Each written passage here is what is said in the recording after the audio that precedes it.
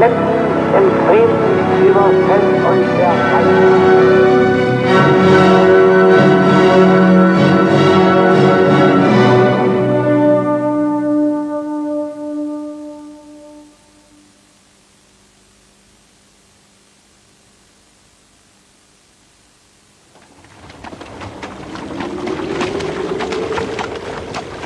Tout commence et tout s'achève à Sarajevo. La fin des grands empires et de leurs dynasties, comme l'histoire du XXe siècle européen. En 1914, ce n'est pourtant qu'une obscure bourgade balkanique, chef-lieu de cette Bosnie-Herzégovine profondément imprégnée par plusieurs siècles de domination turque et que l'Autriche-Hongrie vient d'annexer au terme d'un périlleux poker diplomatique. L'empereur François-Joseph est venu à Sarajevo en 1910 pour ses 80 ans et il a été bien accueilli par les populations locales qui semblent préférer l'active tolérance autrichienne à l'obscure léthargie ottomane. Lui-même est reparti très satisfait de sa nouvelle province. Elle le console de toutes celles qu'il a perdues autrefois et c'est à Habsbourg, accoutumé à régner sur les peuples les plus divers.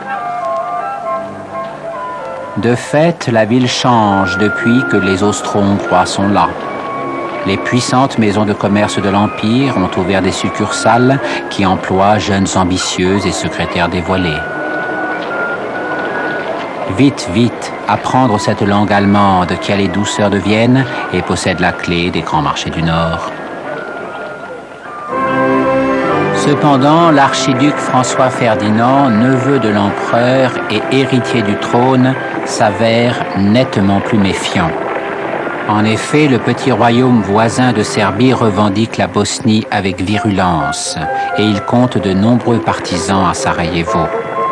Mais le caractère rogue de François Ferdinand l'a fait détester par la cour et ses opinions sont celles d'un homme isolé. Seuls ses proches l'aiment et le comprennent.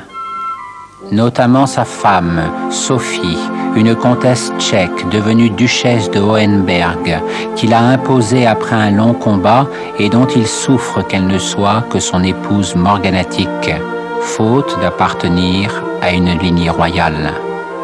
Et pour le cercle de famille qu'il protège, il se montre sous son vrai jour, cet arrogant et généreux, ce coléreux et réfléchi, ce militaire et politique. Ses relations avec son oncle demeurent froides. François-Joseph n'a pas vraiment pardonné le mariage et il s'irrite des idées abruptes de son héritier dont il soupçonne l'impatience. Or, en ce mois de juin de 1914, François Ferdinand doit se rendre à Sarajevo, alors que de jeunes terroristes s'y sont organisés en une société secrète pro-serbe.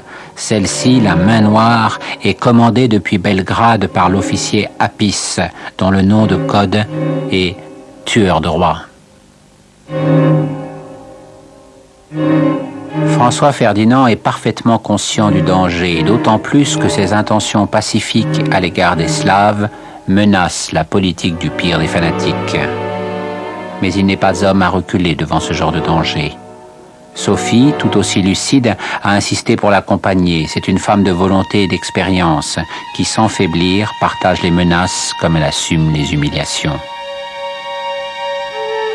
Quelques instants après leur arrivée, ils subissent un premier attentat. Le terroriste Gabrinovic lance une machine infernale sur leur voiture, mais elle ne blesse que des membres de l'escorte. Lorsque le couple parvient à l'hôtel de ville, François Ferdinand éclate de fureur. C'est ainsi qu'on m'accueille à coups de bombe, rugit-il avec de grands gestes, devant un auditoire terrifié. Sophie, comme toujours, reste maîtresse d'elle-même. Elle refuse obstinément de quitter son mari pour la suite de la visite. On modifie le programme et l'itinéraire, mais l'affolement des officiels reste perceptible. Les chauffeurs du cortège ne comprennent pas leurs nouvelles instructions. Ainsi, au sortir de l'hôtel de ville, alors que Gabrinovic est arrêté, Une fausse manœuvre bloque l'automobile où se tiennent François Ferdinand et Sophie. Et au milieu de la foule, surgit l'étudiant Gavrilo Principe, qui, à bout portant, décharge sur eux son revolver.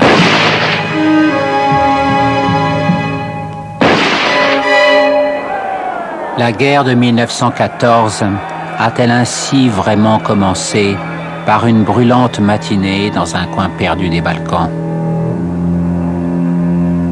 En tout cas, nul n'en eut conscience parmi ceux qui se saisirent de Principe et manquèrent de le lyncher, ni parmi les fidèles des Habsbourg qui brandirent des portraits de l'empereur et saccagèrent les maisons des sympathisants de la Serbie.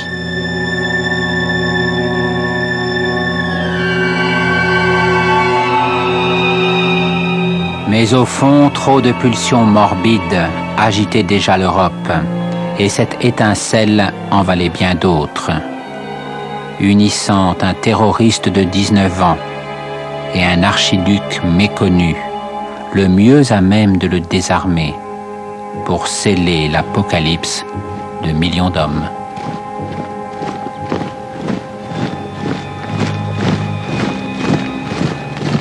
Tandis qu'à Trieste, port de l'Empire, 3 enfants attendent leurs parents pour les vacances au château de Miramar, sans qu'on ose les prévenir.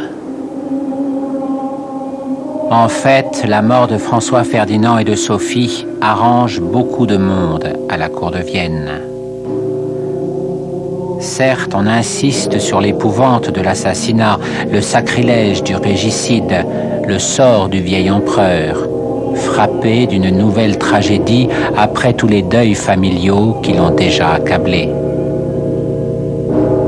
Mais en même temps, comme François-Joseph paraît surmonter ce nouveau coup du sort sans excessive émotion, un sentiment inavoué de soulagement s'infiltre dans le deuil officiel. La mort de François Ferdinand et de Sophie, c'est l'effacement du mariage morganatique et le retour à l'ordre immuable de la succession dynastique. Et pour le prince de Montenuovo, grand chambellan qui haïssait Sophie d'une politesse glacée, c'est aussi l'occasion d'un règlement de compte définitif. Il entend expédier les funérailles de Vienne comme la formalité réservée à Degénère. Mais il faut faire vite. L'imagination populaire est de nouveau saisie par le spectre de la malédiction qui condamnerait tous les Habsbourg. Et c'est peut-être pour cela que rien ne se déroule comme l'avait prévu l'humiliant scénario du grand chambellan. Une foule considérable retarde le convoi funèbre le long du chemin de fer et se presse à Vienne devant la chambre ardente. À défaut de souverains discrètement prévenus de ne pas venir, les ambassadeurs retirent une désagréable impression devant la sécheresse mesquine qui a placé le cercueil de Sophie plus bas que celui de son mari, avec son éventail et ses gants de dame d'honneur, rappel sournois de la différence de conditions entre les deux époux. Et si François-Joseph lui-même paraît affecté par l'outrance d'un cérémonial qu'il a pourtant accepté, son neveu se venge par-delà la mort. Son testament refuse en effet la nécropole des Habsbourg au couvent des Capucins pour reposer auprès de Sophie dans leur château d'Arstretten. Et ainsi le couple échappe-t-il encore dans la mort à ceux qui n'avaient pu les séparer dans la vie. Cependant, une enquête bâclée met en évidence les liens de Principe et de ses complices avec la main noire, qui infeste l'entourage du roi Pierre Ier de Serbie. Le vieux souverain n'a certainement rien su de ce qui se préparait, mais plusieurs de ses proches connaissaient la possibilité d'un attentat, et certains même avaient tenté de prévenir Vienne. En fait, tout est opaque à la cour de Belgrade. Pierre Ier lui-même, qui s'est servi des terroristes en d'autres temps, les ménage pour essayer de les surveiller. et l'officier supérieur Apis en profitent pour tramer les sinistres affaires de la main noire dans le dos et à quelques mètres d'un roi qui d'ailleurs le fera fusiller quelques années plus tard. Pour les maîtres de la caste militaire autrichienne, fervent allié de l'Allemagne, il n'est que temps de punir les Serbes. L'archiduc Frédéric assure que l'armée est prête et qu'elle réclame vengeance. Il est lui-même manipulé par deux hommes, anciennes créatures de François Ferdinand, que l'héritier du trône tenait étroitement en laisse, et qui peuvent désormais laisser libre cours à leur haine obsessionnelle de la Serbie. Le très élégant et très frivole ministre des Affaires étrangères, comte Berchtold, et le puissant et habile chef d'état-major, général Konrad von Hötzendorf. Reste à persuader le vieil empereur. François-Joseph a perdu trop de guerres dans sa jeunesse pour souhaiter en déclencher une autre dans son grand âge. Et s'il est devenu, au fil des décennies, l'incarnation même des vertus de la paix autrichienne et de la gloire de sa maison, il ne se déplace plus aussi que dans une aura de majestueuse éternité. Ainsi, pour résister aux fauteurs de guerre, il lui faudrait précisément François Ferdinand, ce neveu qu'il n'aimait pas et que de tous côtés on l'adjure de venger.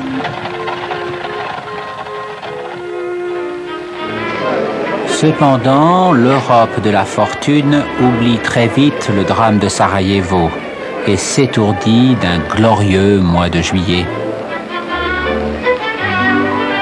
À Deauville, s'il est beaucoup question de Guillaume II, l'empereur d'Allemagne, c'est moins pour s'interroger sur l'état d'esprit de cet ami intime de François Ferdinand que pour colporter l'excitante rumeur selon laquelle on l'aurait vu tout récemment incognito à Paris chez la comtesse Greffeuil. Sous le soleil et sur les planches, entre deux baignades et jeux de ballon, on se passionne aussi pour le procès de Madame Caillot, épouse du leader radical qui a froidement assassiné le directeur du Figaro dans son bureau. La scandaleuse de l'été, en somme, qui occupe de pleines pages dans les journaux, tandis que la polémique austro-serbe est réduite à quelques entrefilets. À Venise, la dernière escale du somptueux yacht Hohenzollern de l'empereur Guillaume alimente les mêmes conversations insouciantes. Les concierges des grands hôtels rêvent à ces fabuleux pourboires, tandis que dans les palais sur la lagune, on se gausse encore de ces manières de nouveaux riches. Il n'y a rien à redouter de la situation politique.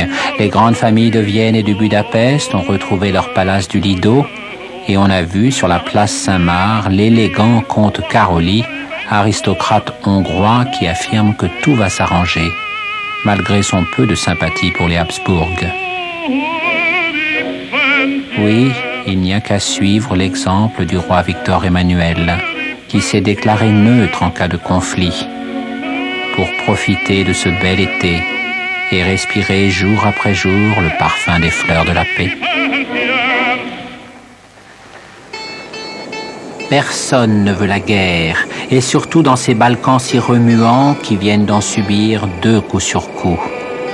Prenez Athènes par exemple.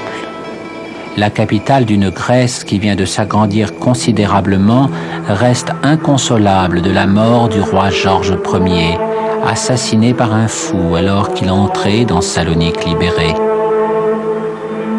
Ce Danois importé chez les Hellènes était le frère de l'ancienne reine d'Angleterre et de l'ancienne impératrice de Russie. Son fils, Constantin, a complété ce tableau flatteur en épousant la sœur de l'empereur Guillaume. Malgré la confusion des conflits locaux, on croit encore à la sécurité collective assurée par la famille des rois. Et d'ailleurs, on n'a même plus peur d'un empire ottoman qui part en morceaux et dont la réputation se dissout dans le sirop des vignettes exotiques et l'alcool du capitalisme occidental. À force d'avoir incarné le rôle du méchant de l'Europe, le sultan turc fait aussi partie de la famille, d'autant plus que son dernier avatar est un affable vieillard qui assure en soupirant que les récents massacres de chrétiens ne sont que les derniers remugles d'une sorte de folklore, à l'opposé des charmes du Bosphore.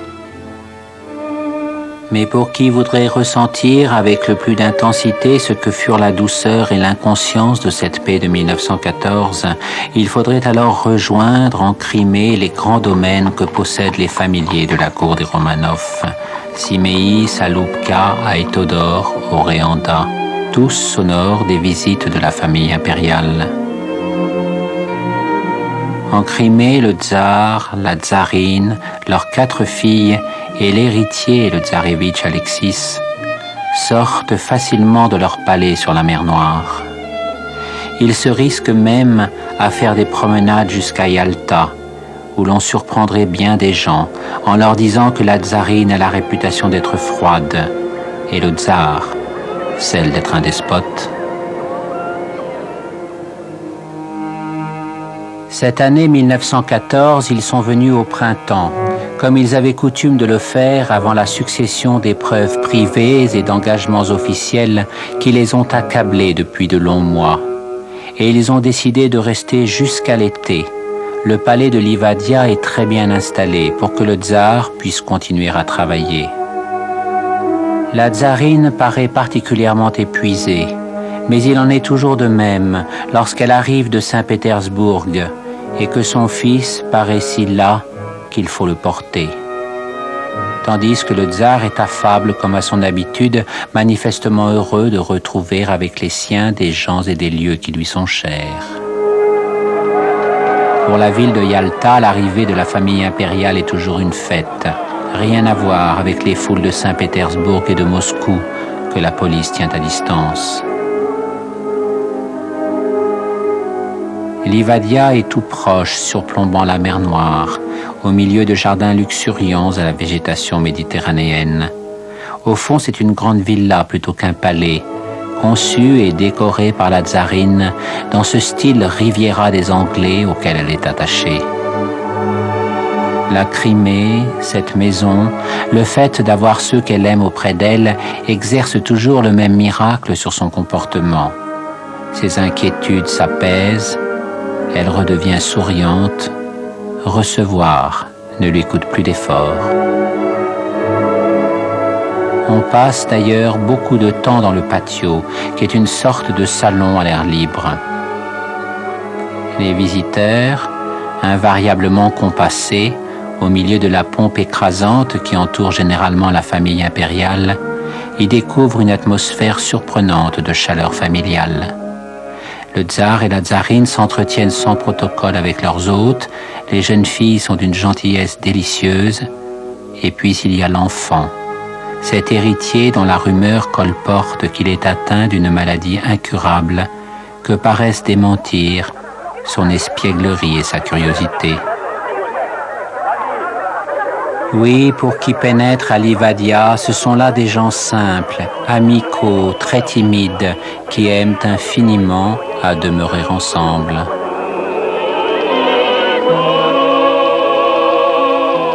Le tsar est cependant un homme de grand air, et comme la tsarine ne se baigne pas, c'est sa sœur Olga Alexandrovna qui affronte avec lui les vagues de la mer Noire. Avant la promenade du soir avec ses filles.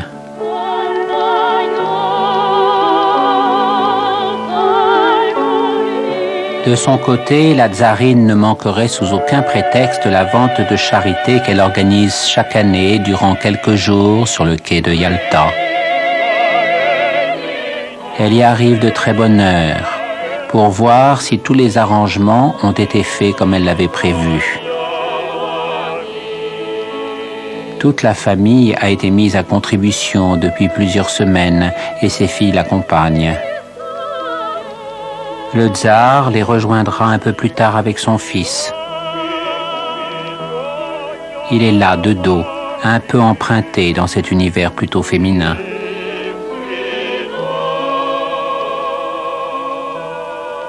La tsarine et ses filles ont peint elles-mêmes les bibelots, cousu et brodé les châles et les coussins qu'elles vont vendre.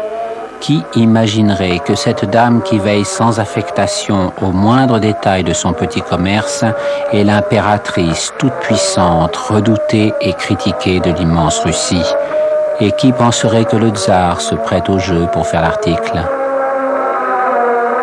Évidemment, la présence de la famille impériale assure à chaque fois le succès de la vente, destinée à l'une des innombrables œuvres de la tsarine. Mais il y a tant de monde qu'il est difficile de faire tenir l'enfant en place. Il veut aider, tout voir, monter sur la table. La tsarine laisse faire, elle aime tant cet enfant qui est un perpétuel sujet d'inquiétude qu'elle n'a aucune autorité sur lui. Et puis, à chaque fois qu'elle le voit ainsi, elle ne le dit pas, mais elle se reprend à espérer. La grande amie de la tsarine, Anna Virubova, une grosse fille désargentée qui a eu bien des malheurs et qu'on protège parce qu'elle fait partie des meubles, s'est elle aussi dépensée sans compter. Elle vend bien mieux d'ailleurs qu'Olga, trop douce, qui n'ose pas insister, et Anastasia, trop malicieuse, qui préfère regarder les acheteurs sous le nez. Certes, les démocrates ne manqueront pas de se moquer à mots voilés dans la presse du lendemain de cette bienfaisance inutile quand on la compare à tous les maux dont souffre la Russie. Mais la tsarine et sa fidèle Virubova vivent dans un autre monde, dont la réalité leur semble évidente. Et pour elles, cette fois encore, la vente a été fatigante, gaie, bonne en somme.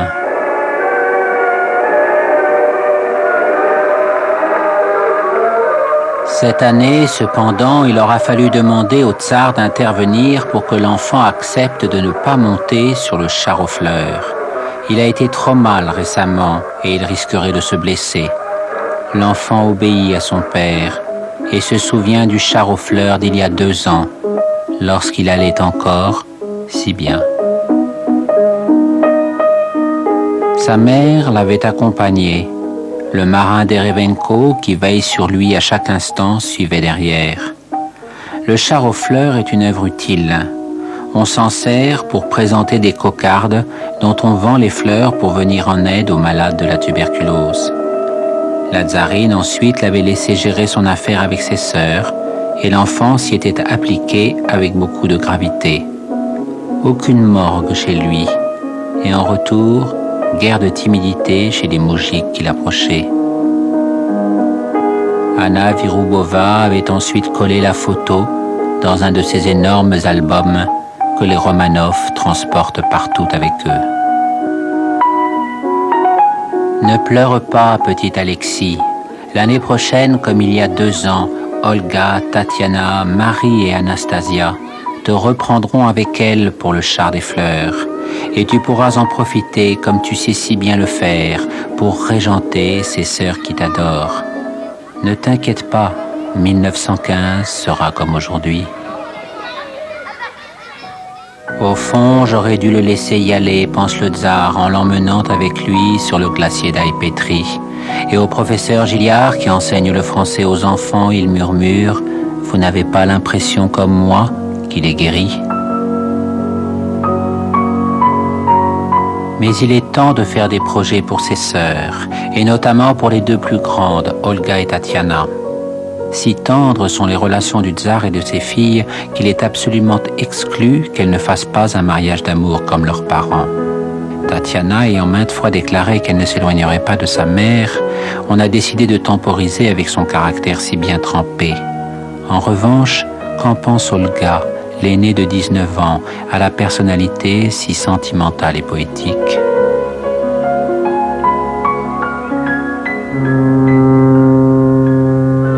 Olga n'en pense pas grand-chose, et rien encore du prince Carol de Roumanie dont on lui assure qu'il est très beau et très intelligent. Le portrait de sa mère Marie, avec les qualités plus secrètes de son père Ferdinand. Oui, un jeune homme à la mesure de cette Roumanie nouvelle, orthodoxe, allié des Russes, arbitre des Balkans, dont le port récemment achevé de Constanța atteste l'essor et les ambitions. La croisière d'exploration sentimentale est aussi une visite de famille. Le vieux roi Carol et sa femme, poétesse appréciée sous le nom de Carmen Silva, sont des princes d'origine allemande devenus d'une roumanité fervente, parenté plutôt vague. En revanche, Marie, la puissance derrière le trône, affublée d'un bizarre chapeau en forme d'aileron, est la cousine germaine de la tsarine et au second degré du tsar. Évidemment, sans en avoir l'air, les enfants Romanov dévorent des yeux le beau Carol. Tatiana surtout. Elle a fait un pacte avec sa sœur. Comme elle n'est pas concernée directement, elle observera tout. Ce manège n'échappe pas aux ailerons, glissant doucement entre les regards à la dérobée. Quant au Premier ministre Bratiano, redingote attentive et empressée, il aimerait bien que l'affaire soit conclue aussi vite que possible. Il se méfie du prince Carol. En effet, si le jeune homme est bien tel qu'on l'a dépeint, sa forte personnalité n'est pas sans ombre. Dominateur, dissimulé, avide de plaisir, celui qui deviendra l'un des rois les plus intéressants et les plus justement critiqués de l'entre-deux-guerres, traîne déjà derrière lui toutes sortes de petits secrets que partage une escouade de jolies femmes et que l'adulation de sa mère a la faiblesse d'étouffer. Or, au déjeuner de famille, seuls les deux promis demeurent comme indifférents l'un à l'autre, étrangers à la gaieté générale. Le tsar n'éprouve pas la réticence de sa fille, et il n'a que des louanges à formuler. Le vieux roi Carol a bâti un pays solide et respecté à partir d'un obscur débarras de l'Empire turc. Son héritier Ferdinand est un homme d'honneur. Quant à Carol le jeune, celui qu'on voudrait pour Olga, il est manifestement à la hauteur de l'avenir qu'on lui prépare.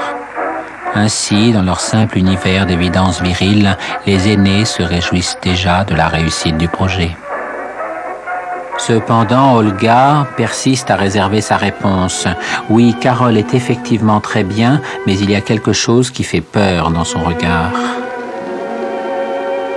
Tandis que Marie de Roumanie a beaucoup observé le tsarevitch en songeant à l'hérédité et à ses mystères.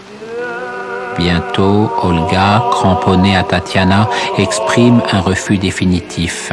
Elle aussi veut rester près de sa famille et n'épouser qu'un Russe ou personne. Carol, sa mère, leur séduction trop ondoyante la rendrait malheureuse. Les parents n'insistent pas. Or, Olga aurait sans doute été malheureuse, mais aussi sauvée du destin fatal des Romanov. Peu après, la famille impériale regagne Saint-Pétersbourg, où le tsar doit recevoir le roi de Saxe. C'est un invité sympathique, dont un rapport de force inéluctable a fait un satellite de l'empereur d'Allemagne. D'ailleurs, il ne s'en console pas et boit plus que de raison pour oublier. Le tsar lui pardonne ce travers, mais cette fois, le roi de Saxe force vraiment sur la vodka, en confiant l'air sombre qu'il se passe des choses très graves en Allemagne. Vision d'après-boire ou appel au secours devant la crise qui couve et dont on ne sait rien.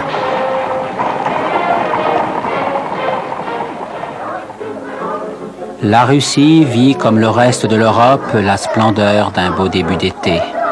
La grande-duchesse Maria Pavlovna, cousine du tsar, organise ses habituels pique-niques champêtres, tandis que la canicule attire les baigneurs dans les canaux de la Venise du Nord. Les souvenirs de l'embrasement révolutionnaire de 1905 sont loin. L'empire des Romanov a retrouvé la prospérité avec la paix civile. Tchekhov et Tolstoï ne sont plus là, mais la nostalgie du bonheur, la générosité et la fraternité slave demeurent inchangées. Elles animent la vie de tous les jours, où les dames aux petits chiens sourient dans des jardins lumineux à des écoliers en uniforme, et où les petits-enfants d'Anna Karénine lisent, sans trop se cacher, les écrits interdits de Gorky. Ce sont peut-être de futurs mécontents qui feront comme les autres, silencieux, Sibérie ou exil. Vacances, les trains pour le golfe de Finlande sont bondés. Ne regardez pas les faubourgs, on y construira bientôt des cités modernes. Croisière, aucun bateau ne se compare au standard qui est celui du tsar. La famille en fait chaque été sa résidence flottante. Le premier jour est pour Maria Féodorovna, la mère du tsar. Sur l'étoile polaire, le yacht que son fils lui a donné. C'est une petite femme qui fait très jeune. D'origine danoise, elle en a gardé une simplicité chaleureuse. Très attachée à son fils, elle s'est résignée à la prudence. Elle n'a plus d'avis politique, n'émet aucun jugement sur sa belle-fille. Pour elle, le tsar et la tsarine sont Niki et Aliki.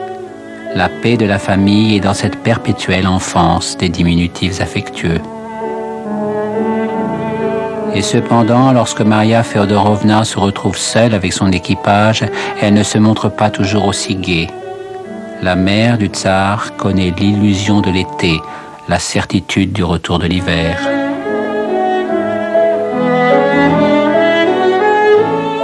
C'est sur le Standard que la famille impériale vit le mieux son rêve inavoué de n'être jamais séparée, en traversant sans s'arrêter un monde enfin tranquille.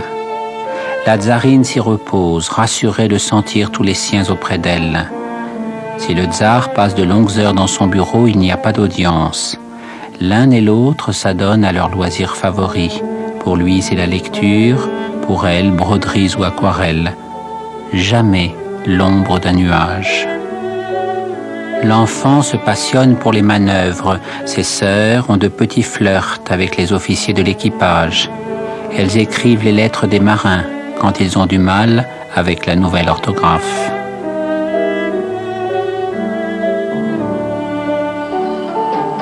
Il y a un orchestre qui joue des mélodies pour les repas, des airs plus à la mode pour le thé dansant, où les officiers servent de cavaliers.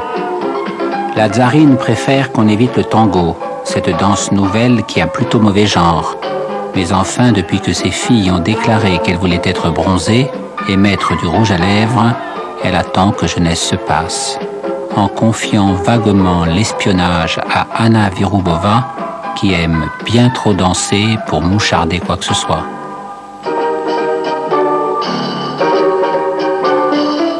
Ces images auront beaucoup de succès après la Révolution, au rayon turpitudes égoïstes des Romanov. Elles sont plutôt celles de leur innocence. Cependant, même le Standard n'est plus tout à fait sûr, depuis qu'il a failli couler, quelques années plus tôt, sur une étrange épave que les révolutionnaires auraient placée sur son parcours. Ainsi, pour le tennis, l'efficace colonel Spiridovitch a fait aménager une île déserte, où le tsar et ses filles peuvent jouer avec les officiers en toute quiétude. La tsarine s'essayait aussi au tennis autrefois, avant qu'elle ne souffre de ses angoisses et de ses malaises cardiaques que les médecins sont impuissants à conjurer. Mais au fond, ça l'arrange. Elle peut rester à observer ses filles et son mari, pour qui elle garde les yeux du premier jour. Un des traits de son caractère qui la touche le plus, c'est qu'il soit resté tellement juvénile, alors qu'elle se sent si souvent triste, déjà sur la pente de l'âge. Quelque chose qu'il tient de sa mère, son côté Danemark sans doute. C'est curieux de la part de quelqu'un qui confie à ses ministres qu'il se sent marqué par la malchance et qu'il se sait destiné au plus grand malheur qu'un homme puisse connaître. Durant les croisières, l'enfant peut aussi faire un peu de sport, à condition que le marin Derevenko ne le quitte pas d'un pouce.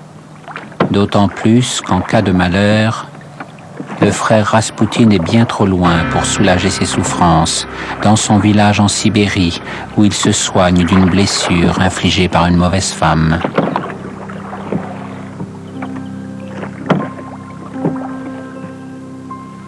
Les mousses de l'équipage ont un avantage sur le tsarevitch, le droit de se baigner. Et depuis la grande frayeur qu'il a infligée un jour à Derevenko en plongeant brusquement avec les autres enfants, il a promis de ne pas recommencer et n'en retire nulle amertume. Hémophile, il ne sait pas très bien ce que cela veut dire, si ce n'est qu'un simple bobo peut le faire mourir, et qu'aimant tellement la vie, il doit la mener dans une sorte de cloche de verre. Pour le reste, ce serait un enfant comme les autres, avec tout de même une maturité bien au-dessus de son âge, comme le dit le professeur Gilliard, qui insiste auprès de sa mère pour qu'il se prenne lui-même en charge. La tsarine ne dit pas non, mais enfin si le temps du standard pouvait durer toujours. Évidemment, les fjords de Finlande, ce n'est pas la mer Noire. L'eau y est glacée et il faut avoir une robustesse à la russe pour aimer s'y baigner. Votre père est encore dans l'eau, soupire la tsarine à ses filles en levant les yeux au ciel. Plutôt sous l'eau, où nous l'avons versé pour y répliquer ses ordonnances.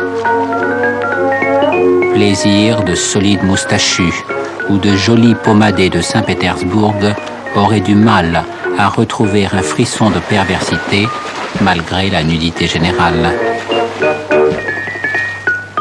Mais on accourt sur la plage. C'est un câble de Berlin avec marqué très urgent.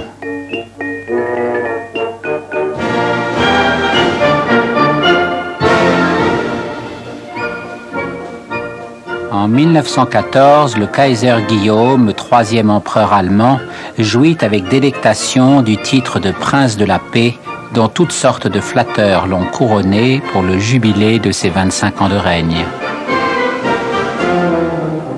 Aujourd'hui, c'est le Kaiser ami des enfants qui rend visite aux homes pour petits nécessiteux qu'il protège généreusement de ses deniers, en compagnie de la plus fidèle de ses admiratrices, son épouse, l'impératrice Augusta Victoria, que l'on appelle Donna dans la famille des rois.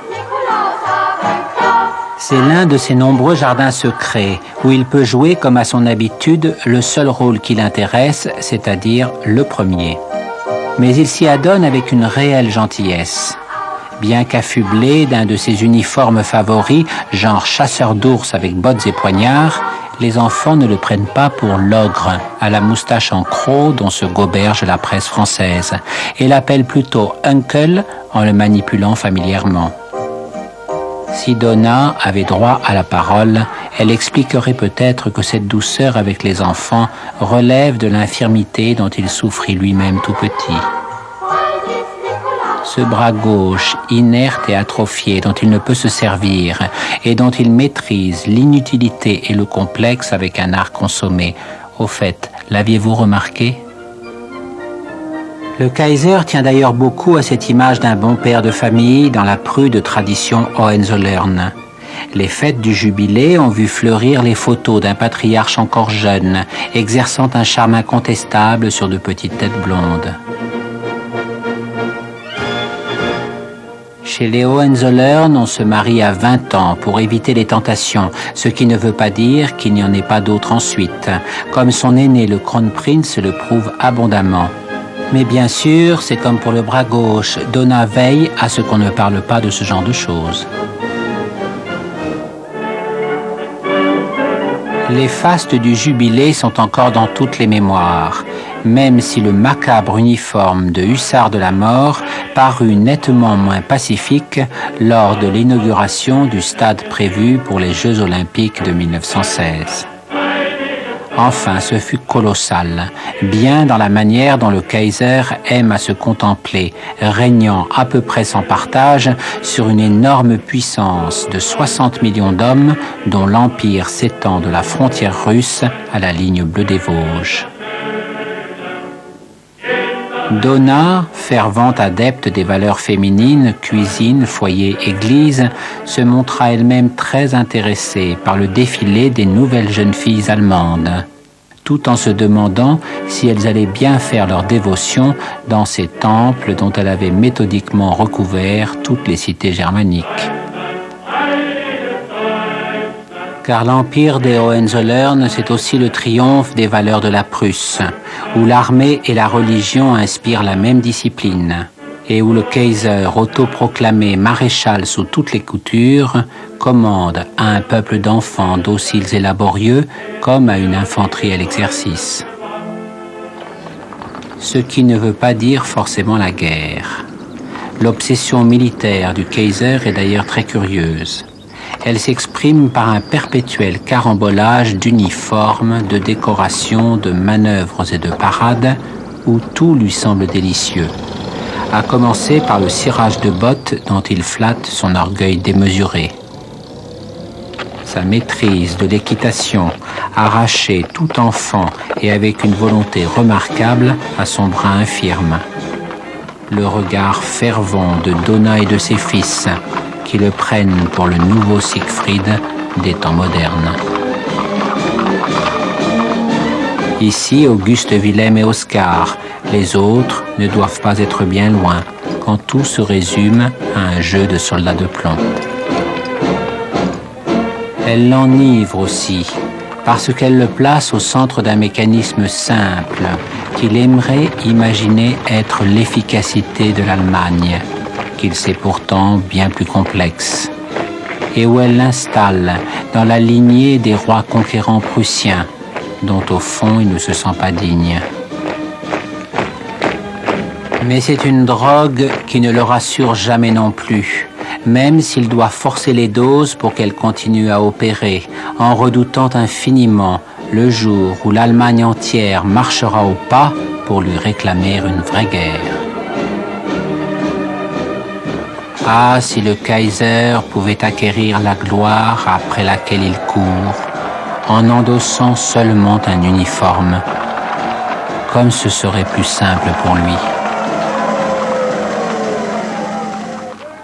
L'Empire allemand est un État récent, construit sur la ruine de Napoléon III, mais qui a commencé à poindre avec puis contre Napoléon Ier.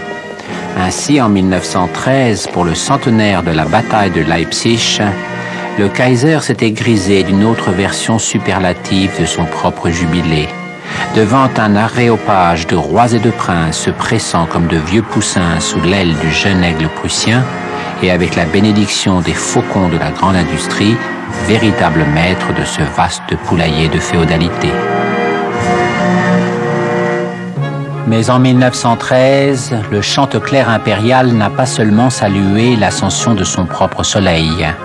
Il a aussi entonné un hymne nuptial avec les autres royautés d'Europe, en mariant sa fille Victoria Louise au jeune duc de Cumberland.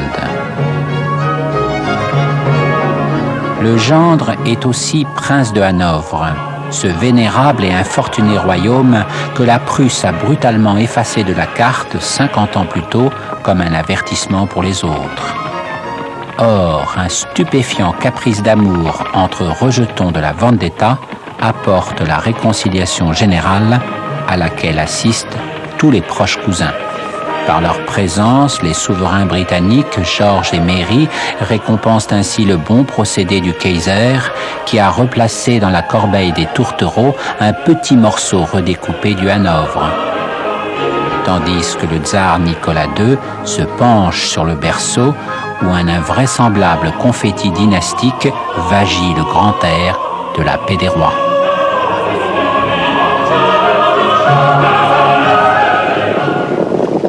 Cependant, l'attentat de Sarajevo altère singulièrement la bienveillance du Kaiser, qui s'indigne bruyamment du sort des victimes et de leurs orphelins. Au fait, en dehors de lui, tout le monde a déjà oublié les 3 enfants de François Ferdinand et de Sophie. Leurs parents les élevaient au château de Konopice en Bohême, loin de cette cour de Vienne qui souhaite qu'on ne parle plus d'eux. Or, le Kaiser les avait connus en étant plus heureux. Par un trait habile de son caractère, il s'était en effet lié d'amitié avec François Ferdinand, en déployant de grands égards pour Sophie. Et le couple avait été touché par cette sollicitude unique dans les cours royales. Mis en confiance, François Ferdinand s'était alors souvent épanché auprès du Kaiser, et ce dernier s'était laissé gagner par un réel sentiment d'estime. Leur dernière rencontre se déroule précisément quelques jours avant le double assassinat dans les roseraies de Konopice. Ainsi, tandis que le château de Bohême s'enfonce dans la mélancolie, le Kaiser se sent investi de la mission de faire punir les régicides qui ont insulté son credo monarchique et outragé un sentiment d'affection plus intime.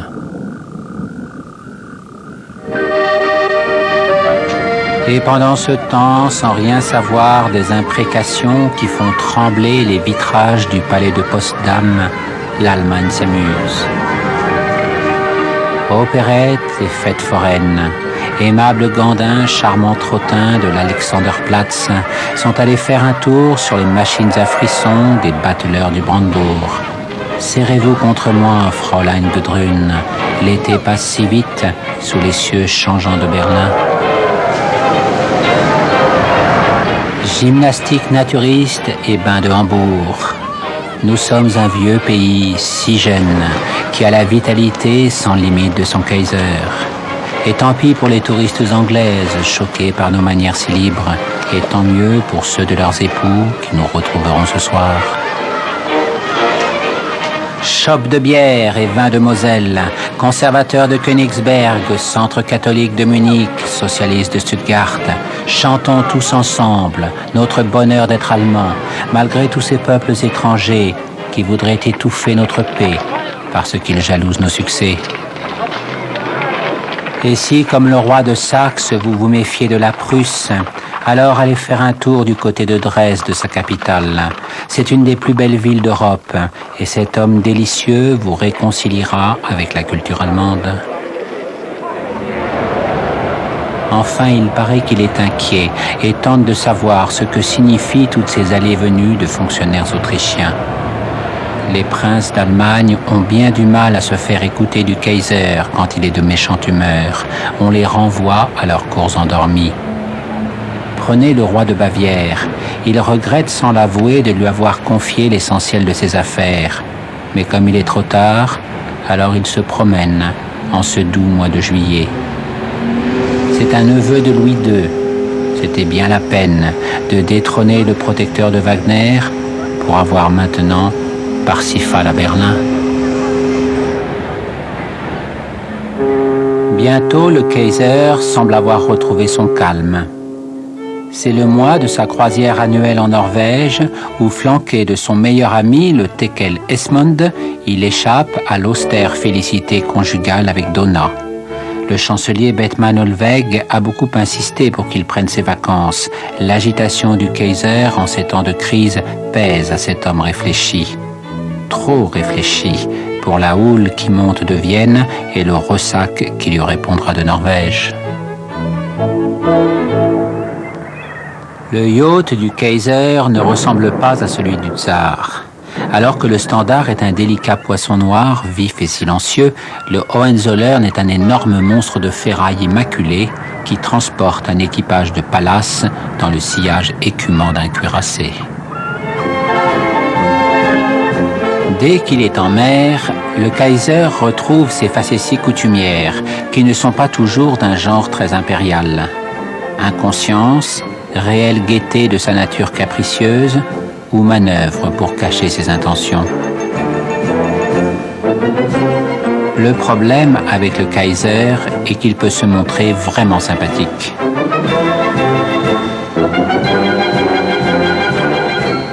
Ce brave monsieur qu'il vient de prendre en bateau-stop vous le confirmera bien volontiers. Appelez-moi Guillaume, votre tête me revient, je vous décore. Et ce ne sont plus qu'agacements, tapotements, plaisanteries comme si l'on était de vieux amis. Ça marche à tous les coups. Les gens les plus prévenus contre lui, qui le rencontrent pour la première fois, repartent charmés par la manière dont il s'est mis à leur portée. Pourtant, cette année, le Kaiser a de curieux moments d'absence. Les câbles de Bethmann Hollweg, sans doute, qui emberlificotés et trop apaisants, ne permettent pas de saisir ce qui se trame entre Vienne et Berlin.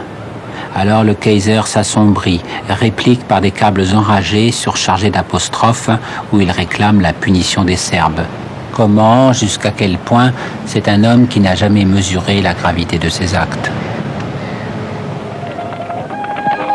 Et puis, l'amusement des vacances reprend bien vite ses droits.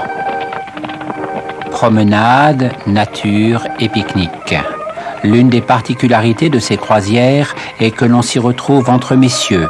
Ceux qui sont invités, généralement aristocrates et pères de famille honorables, aimant les blagues un peu lestes et la musique légère, et ceux qui forment l'équipage, jeunes et vigoureux garçons qui n'ont pas froid aux yeux. Au zénith de cette atmosphère bien masculine, le bain dans les fjords, où de pseudo-pirates, devant le Kaiser et ses amis figés comme des barbons face au frétillement de la jeunesse, font étalage de leurs prouesses athlétiques.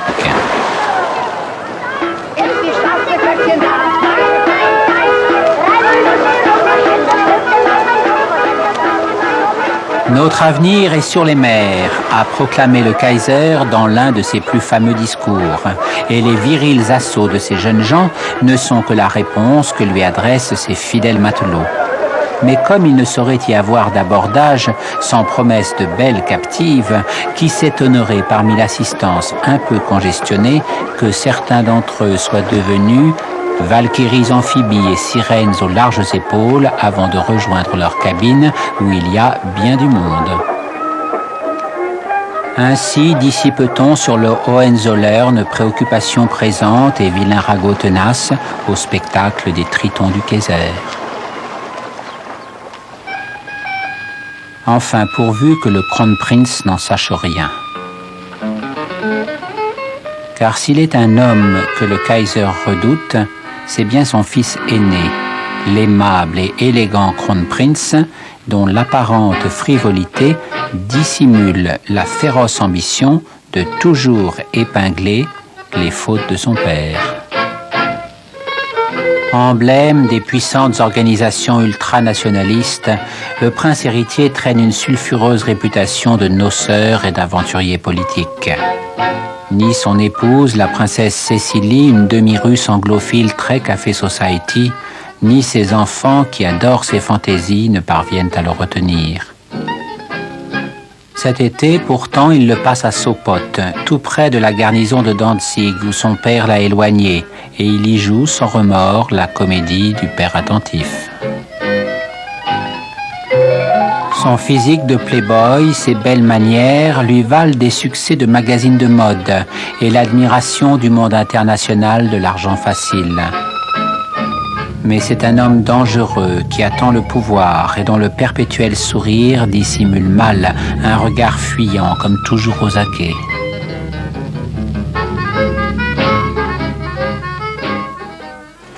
Le Kronprinz est évidemment pour la punition des Serbes, même au prix d'une guerre généralisée. Mais comme on le tient à l'écart, il concentre son instinct de prédateur sur la chasse aux jolies femmes. Et Dieu sait s'il y en a sur les plages de la Baltique en ce mois de juillet 1914, au désespoir de son épouse abandonnée.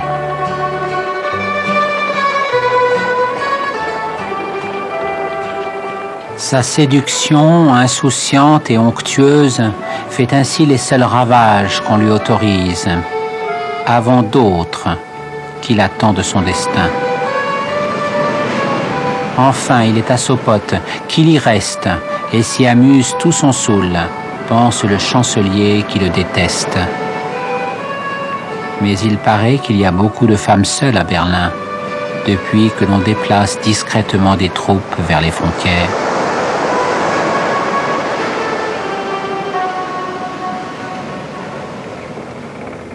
Pendant ce temps, sur le Hohenzollern, la fête continue. Toutefois, les autres fils du Kaiser, lui ayant réservé l'espièglerie d'une visite surprise, elle a un peu changé de genre. Dame de la meilleure société norvégienne et épouse des jeunes princes affolés par l'air vif, ont fait fuir les autres invités. Le Kaiser s'ennuie, sans l'avouer. Alors il s'enfuit dans son bureau, annote furieusement les câbles si vagues de Bettmann. Ah, s'il pouvait arrêter avec leur satanée musique, il est impossible de réfléchir. Mais le roi Haakon de Norvège et son épouse Maud, qui est la cousine germaine du Kaiser, ont demandé à lui rendre visite. Le plus tôt sera le mieux. Haakon présente la curiosité d'avoir été élu par son peuple, qui est allé le chercher au Danemark. Le Kaiser n'est pas chaud pour ce genre de pédigré bien trop démocratique, mais enfin la demande a été formulée de manière très pressante. Et lorsqu'Haakon monte à bord du Hohenzollern en lui confiant ils sont tous devenus fous entre Vienne et Berlin, il prend soudainement peur et ordonne qu'on pousse les feux pour rentrer au plus vite. À Vienne, en effet, le comte Berchtold joue des indécisions et des réflexions molles du chancelier d'Allemagne, en tirant largement sur le chèque en blanc des appels inconsidérés du Kaiser à la punition des Serbes. Et cependant, la teneur de ces conciliabules inquiétants ne filtre que lentement. Et à Bad Ischl, petit village de Basse-Autriche, dans un cadre enchanteur d'opérette viennoise, où l'empereur François-Joseph a repris son séjour estival, la foule, bon enfant, qui attend son arrivée pour la messe, n'a aucune idée de l'écoulement régulier du sablier de la tragédie. D'ailleurs, le vieil empereur persiste à refuser d'envisager une guerre contre les Serbes. Il a retrouvé ses habitudes, sa fille Marie-Valérie, son gendre, l'archiduc François Salvator, sont venus le rejoindre avec leurs enfants, et maintenant il souhaite que le lourd manteau de silence des Habsbourg recouvre le linceul des assassinés de Sarajevo. Mais en même temps, certaines images le poursuivent. Celle de l'uniforme ensanglanté de François Ferdinand, ou le souvenir teinté d'un remords qu'il s'avoue peu à peu de ses relations difficiles avec son héritier défunt. Lors de l'une des dernières manifestations publiques où ils parurent ensemble, il avait été très frappé par la bonne tenue de cette armée que François Ferdinand avait si efficacement reprise en main. Et il le lui avait dit, ce qui avait manifestement fait plaisir à son héritier, peu habitué à être complimenté par lui. Certes, les deux hommes étaient de caractères opposés, l'empereur de l'Ancien Monde, ayant enfermé depuis l'adolescence tous ses rêves dans l'accomplissement du devoir, devenu, au fil de l'interminable succession des jours d'un règne de plus de 60 ans, le premier bureaucrate de ces États, vivant dans une simplicité monacale, sa lente ascension vers un statut légendaire, masquant l'érosion de sa puissance. Et l'héritier, impulsif et brutal, prêt à faire se lever les orages pour imposer son idée de l'Empire. Pourquoi n'était-il pas parvenu malgré tout à se comprendre? Car enfin c'était un Habsbourg comme lui-même, désintéressé, avec la vocation de respecter l'identité de chacun de ses peuples. Ah, s'il avait pu se marier aussi bien que l'archiduc Charles avec Zita de Bourbon-Parme. Et l'empereur refaisait cette comparaison des préjugés de sa caste, dont le jeune couple de ses nouveaux héritiers sortait toujours vainqueur. Charles et Zita, tellement imprégnés de toutes les grâces autrichiennes, que l'empereur avait vu se dissoudre autour de lui avec les temps nouveaux et qu'il retrouvait intact dans leurs regards et leurs sourires. Mais François-Joseph n'est pas porté non plus à des introspections trop longues. Il laisse cela à tous ces penseurs viennois qui subissent l'influence d'un certain docteur Freud dont il connaît vaguement l'existence. Et il préfère s'en retourner avec Marie-Valérie, qui est si proche de lui, alors qu'elle ressemble si peu à Sissi, sa mère. Les enfants de Marie-Valérie égayent la villa de Bad Ischl, où l'empereur joue avec eux le bonheur d'être grand-père. Mais il porte aussi une affection particulière à Élisabeth, unique enfant de son fils Rodolphe, le suicidé du scandale mal étouffé de Mayerling. Sait-il qu'elle partage déjà certaines des bizarreries de son père ? Badisch, c'est aussi le plaisir de franchir la petite porte qui conduit au chalet de Catherine Schratt. Cette ancienne comédienne est depuis 30 ans l'amie de cœur du vieil homme. Elle avait été choisie en somme par Sissi elle-même, et depuis la mort de l'impératrice, François-Joseph lui est passionnément attaché. Ainsi, la vie de l'été est-elle bien partagée, entre le travail dès avant l'aube, le café, les cigares, l'agréable conversation de Catherine, les allées et venues de l'archiduc Charles, qu'il faut maintenant garder le plus souvent près de soi. Costume de Styrie pour la chasse, avec culotte de peau et petit chapeau à plumer. La stricte et subtile étiquette si formaliste, mais nimbée d'une politesse exquisement surannée, s'évanouit à la villa dans les charmes du style Biedermeier, où l'empereur s'autorise même un léger mouvement d'humeur quand sa voiture a un instant de retard, où les archiducs n'ont plus peur de ne pas lui parler à la troisième personne et où Marie-Valérie joue dans le soleil avec son éventail.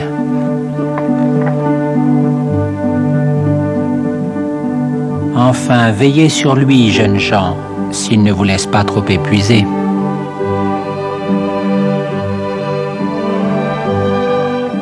À 84 ans, fruit de sa discipline de vie et sans doute d'une certaine sécheresse de cœur, François-Joseph jouit d'une santé de fer qui efface, par exemple, la différence d'âge avec ses gendres. Et s'il confie à Catherine Schratt qu'il se sent parfois un peu las, ses compagnons de chasse sont plutôt à la traîne de sa stupéfiante vitalité. La chasse est une activité qu'il pratique assidûment et comme à peu près tout le monde à son époque, mais sans les pulsions de massacre du Kaiser Guillaume. Elle lui offre un moment de répit au contact d'une nature qu'il aime et où il peut mûrir ses décisions. Or, cette fois, ce sont les conséquences de l'attentat de Sarajevo qui ne quittent pas ses pensées.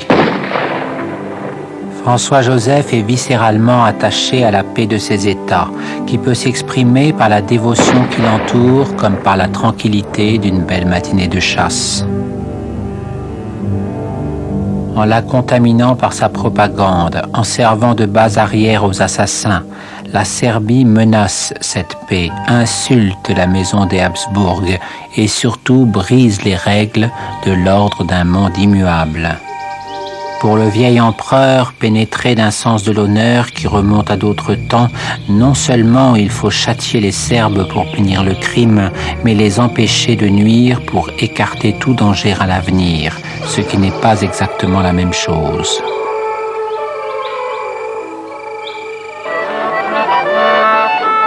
La grande roue du Prater, cette fiancée viennoise de la Tour Eiffel, continue néanmoins à tourner sur le cours d'une vie encore heureuse.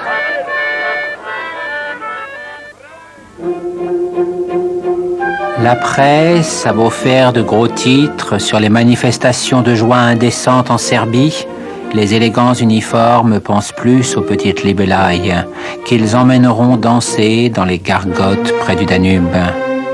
Jolie Slovène, Hongroise charmeuse, Ruthène un peu farouche, il faut de toutes les belles filles pour faire ce centre du monde qui valse sur lui-même. L'archiduc François-Ferdinand et son épouse sont morts depuis 3 semaines. La force de l'Empire, c'est sa faiblesse. Passé ses accès de colère, tout retombe comme avant. Voyez le comte Berchtold. Ses chevaux viennent de gagner aux courses.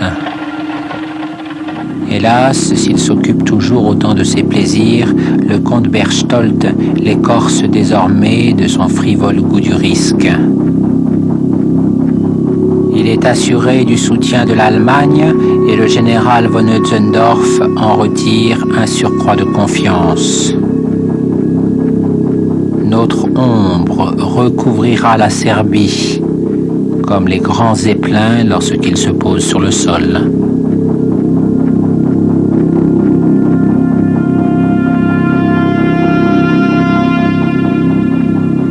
Et en effet, si l'Autriche s'est rendormie, le souffle de l'Allemagne sur son sommeil, tel celui d'un amant qui voudrait à la fois veiller sur elle et la prendre, l'enfonce inexorablement dans le cauchemar des apprentis sorciers.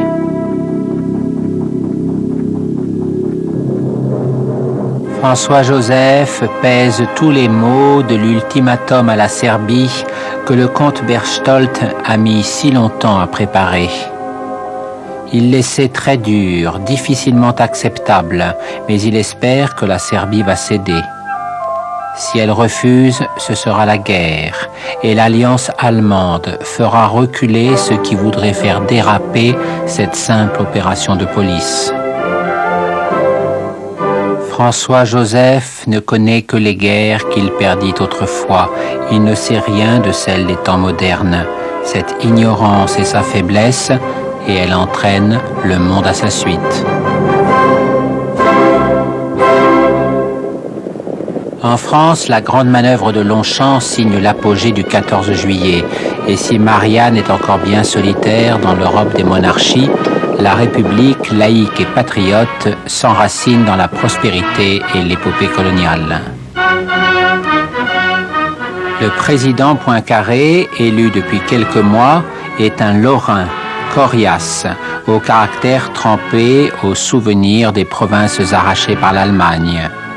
Même s'il s'en défend courtoisement auprès des diplomates du Kaiser, à qui il a fait une visite très remarquée durant l'hiver.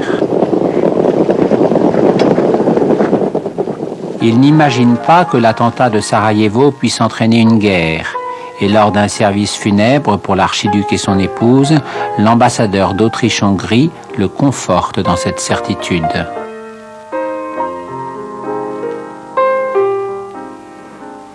Or, il doit se rendre à Saint-Pétersbourg, ce qui agite beaucoup le regard d'aigle dans un crâne de Piaf de l'ambassadeur russe Izvolsky, qui a de sérieux comptes personnels à régler avec les Autrichiens et souhaite un pugilat général qui le vengerait de ses griefs.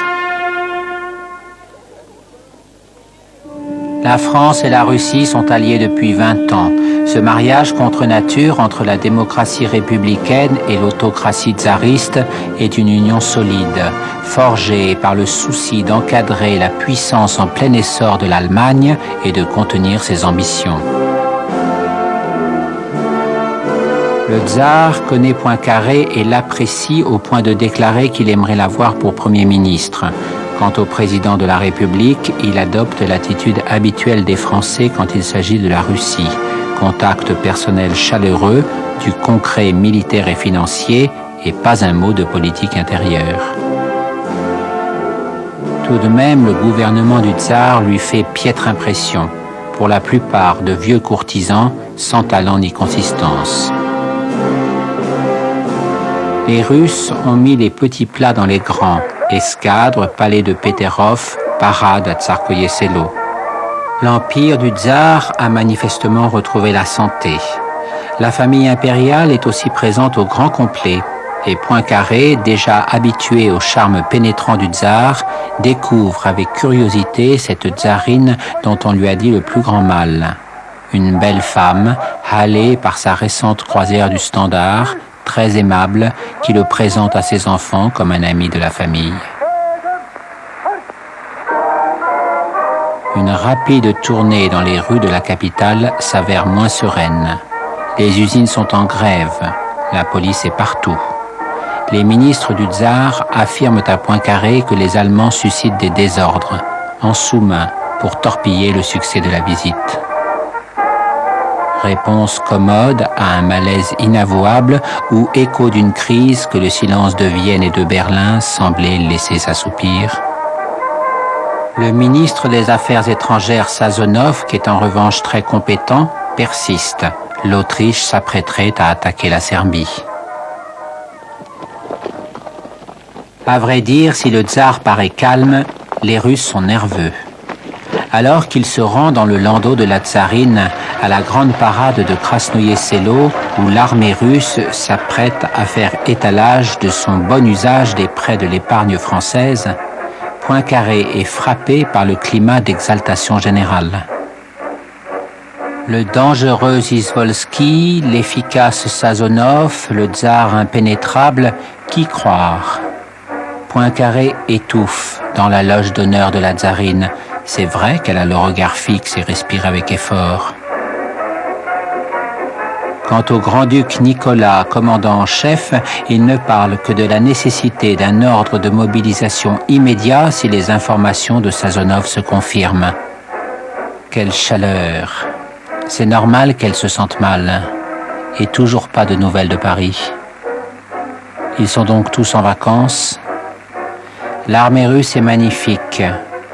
Mais compte tenu des distances, il faudrait au moins 1 mois pour la rassembler. Et en cas de malheur, la France ne pourrait pas compter sur elle. Et si le grand-duc Nicolas avait raison? Ainsi, Poincaré ne freine pas les Russes, alors qu'il a l'ascendant pour le faire, de même qu'il abandonnera plus tard le tsar et la tsarine à leur sort. Toujours au nom de l'intérêt supérieur de la République.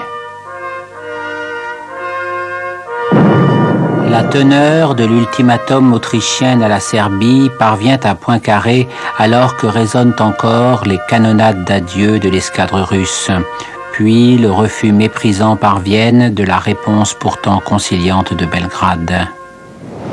C'était donc ça le silence du comte Berchtold, attendre qu'il fût en mer, empêché dans ses réactions pour déclencher la machine infernale. Après avoir croisé le Hohenzollern qui rentre à toute allure, le bateau des Français devine, en longeant les côtes allemandes, les masses confuses et gigantesques de la flotte du Kaiser. À la lumière des projecteurs, les équipages s'activent sans connaître de repos. Des messages menaçants en parviennent, il faut s'éloigner en hâte. Et tandis que Poincaré apprend le bombardement de Belgrade, le brusque réveil de Paris, l'élan de la Russie pour venir au secours des Serbes avec l'escadre allemande, c'est toute l'Europe qui disparaît devant lui dans la nuit.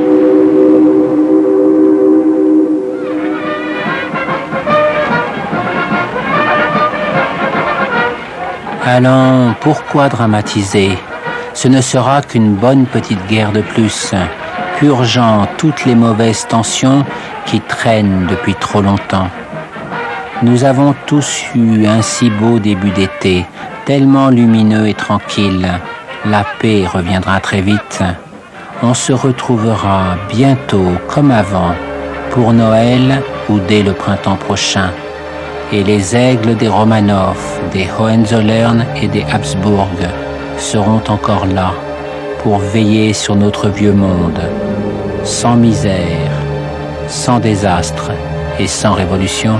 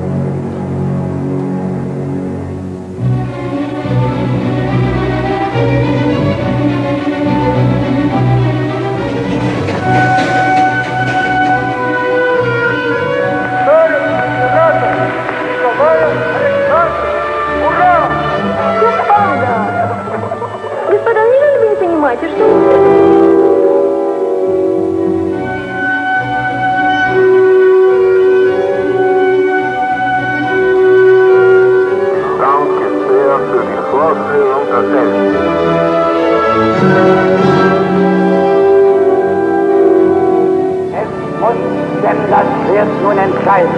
Mitten im Frieden über Feld und Verfall.